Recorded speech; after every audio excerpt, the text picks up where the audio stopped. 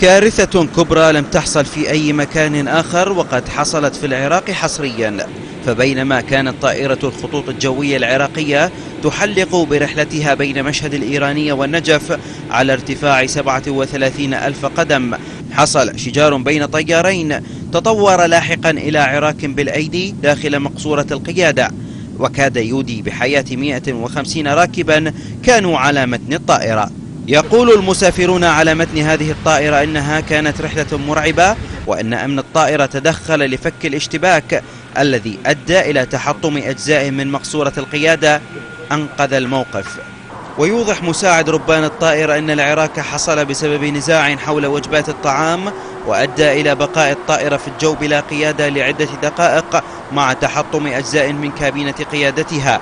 ورغم أن الرحلة وصلت بسلام وتم معاقبة قائد الطائرة ومساعده بالإحالة على التقاعد والفصل من الخدمة، إلا أن التأكيدات المختصين تقول أن آلية اختيار الطيارين هي الخاطئة، وأن معيار الكفاءة يلغيه معيار المحاصصة.